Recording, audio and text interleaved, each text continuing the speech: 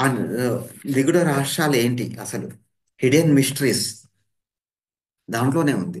ఒక రెండు ఎగ్జాంపుల్స్ చెప్పారు ఓషో మాస్టర్. ఆ రెండు ఎగ్జాంపుల్స్ మనం చూద్దాం, కూలంకుషంగా చూద్దాం. నుదుటిపై ధరించే సింధూరం లేక బొట్టు గంధం గుర్తుల గురించి మాట్లాడే ముందు రెండు చరిత్ర సంఘటనల గురించి మనం తెలుసుకుందామని చెప్పారు. ఇక్కడ భారతీయ సంస్కృతి సాంప్రదాయాల ప్రకారంగా ఈ నుదుటిపై సింధూరం కానీ గంధం కానీ బొట్టు కుంకుమ ఇలాంటివి ధరిస్తారు. కానీ దానికన్నా ముందు రెండు ఒక కొన్ని హిస్టరీస్, కొన్ని మిరాకిల్స్ అనేటివి మనం చూద్దాం అని చెప్తున్నారు. సో ఒక సంఘటన ఏం జరిగిందంటే 1988లో సౌత్ మనకి ఇండియాలో వచ్చేసేసి రామానుజం అనే ఒక వ్యక్తి బీద బ్రాహ్మణ కుటుంబంలో పుట్టిన పేరు మోసిన గణిత శాస్త్రజ్ఞుడు. మనందరికీ తెలుసు రామానుజ మరి గణితంలో అంటే మ్యాథమెటిక్స్లో ఒక హైయెస్ట్ మరి మాస్టర్. సో ఆ రోజుల్లో కేంబ్రిడ్జ్ విశ్వవిద్యాలయంలో ఎంతో ప్రసిద్ధిగాంచిన ప్రొఫెసర్ హార్డ్వీకి ఒక జవాబు రాయమని ఎవరో అతనికి సలహా ఇచ్చారు. అతడు జాబు రాయలేదు, కానీ రెండు రేఖాగణిత సంబంధించిన సిద్ధాంతాల సమస్యలకు సమ సమాధానం కనుక్కొని హార్డీకి పంపాడు. వాటిని అందుకున్న హార్డీ చాలా ఆశ్చర్యపడ్డాడు. చూడండి ఫ్రెండ్స్, ఎవరికి పంపించారంటే కేంబ్రిడ్జ్ విశ్వవిద్యాలయం. మరి కేంబ్రిడ్జ్ విశ్వవిద్యాలయం ఎక్కడుంది, ఏ కంట్రీలో ఉందో చెప్పగలుగుతారా ఎవరైనా? కేంబ్రిడ్జ్. సో కేంబ్రిడ్జ్ ఎక్కడ ఉంది అంటే మనకి యూకేలో ఉంది అనుకుంటా, మేబీ నాకు తెలిసి అయితే. SR no? సో ఎవరు రెస్పాండ్ కావట్లేదు. ఎస్, లండన్, యూకేలో ఉంది. Exactly exactly, thank you Saroja madam. So అక్కడ ఉన్న మరి ప్రొఫెసర్ హార్డీ ఒక లెటర్ రాయమని అడిగితే అతనికి సలహా ఇస్తే అతడు ఆ లెటర్ రాయకుండా రేఖా గణితానికి సంబంధించిన రెండు సిద్ధాంతాలని రాశాడట.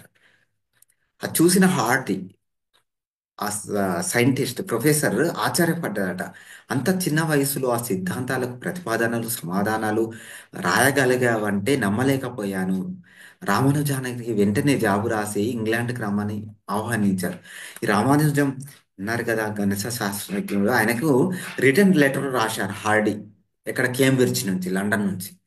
అక్కడ నుంచి ఏమని రాశాడంటే, నువ్వు పంపించిన ఆ లెటర్లో ఇంత అద్భుతమైన సమస్యలకు సమాధానాలు కనుక్కున్నావు, నువ్వు వెంటనే ఇంగ్లాండ్కి రమ్మని చెప్పేశాడు. గణిత శాస్త్రంలో అతడి ముందు తన ఒక చిన్న పిల్లాడి లాంటి వాడినని హార్డీకి అనిపించింది. సో ఒక చిన్న పిల్లాడు అని అనుకున్నాడంట. సమస్యను పరిష్కరించడానికి ఒక ప్రసిద్ధ గణిత శాస్త్ర 6 గంటలు తీసుకొని అందున నిస్సందేహంగా అదే నిర్దిష్టమైన సమాధానం అని చెప్పలేని స్థితిలో ఉంటే రామానుజం వెంటనే ఏ విధమైన తప్పు లేకుండా దాన్ని పరిష్కరించేవాడు. అతడు మానవాతీతుడు. మానవ మనసుగా అర్థం చేసుకోలేని ఏదో జరుగుతుంది.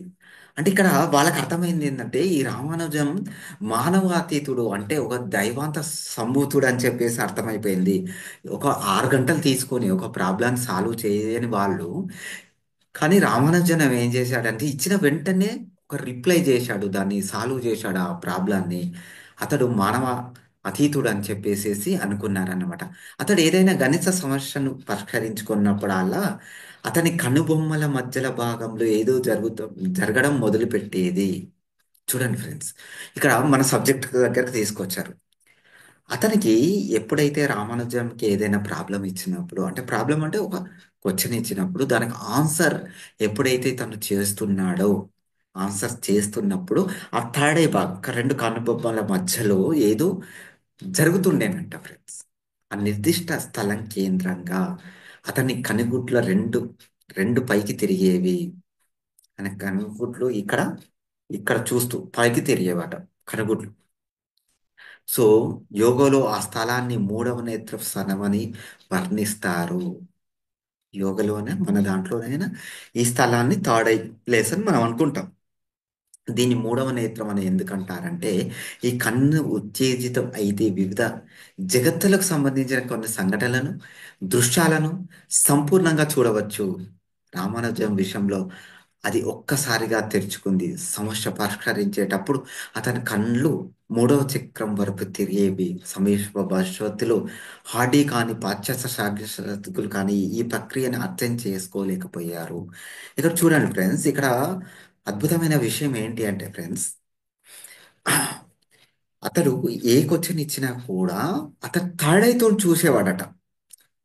ఈ థర్డ్ ఐ ఓపెన్ అయిన వాళ్ళకు సమీప భవిష్యత్తులో, ఓకే, సమీప భవిష్యత్తులో ఏం జరుగుతుంది, భవిష్యత్తులో అంటే ఫ్యూచర్లో ఏం జరుగుతుంది, సమీప జగత్తులో అంటే వేరే లోకాల్లో ఏం జరుగుతుంది, ఎప్పుడైనా గుర్తుపెట్టుకోండి ఫ్రెండ్స్, ఈ సైంటిస్టులు అందరు కూడా, ఈ సినిమాలు తీసిన వాళ్ళు కూడా, ఓకే, స్టార్ వార్స్ అని ఇప్పుడు అట్లాంటి సినిమాలు, అద్భుతమైన సినిమాలు తీసే వాళ్ళు కూడా, వాళ్ళందరూ కూడా తాడై ఓపెన్ అయ్యి వివిధ లోకాల్లో ఉన్న ఆ జ్ఞానాన్ని తీసుకొని వచ్చి ఇక్కడ మనకు పంపించారు. అది విషయం ఫ్రెండ్స్. రామానుజం విషయంలో కూడా అదే జరిగిందంట. తను ఏదైనా ఆన్సర్ కావాలనుకున్నప్పుడు థర్డ్ ఐ వైపు ఇట్లా కనుగుడ్లను పైకి లేపి ఇక్కడ చూసేవారట. ఇక్కడ ఏదో ఓపెన్ అయినట్టు అనిపించేదట తనకి. అప్పుడు ఇతర లోకాల నుండి, ఇతర డైమెన్షన్స్ నుంచి దానికి కావలసిన ఆన్సర్ని థర్డ్ ఐ ద్వారా డౌన్లోడ్ చేసుకొని, అంటే చూసి, థర్డ్ ఐ ద్వారా చూసి తను చేసేవారట. చూడండి.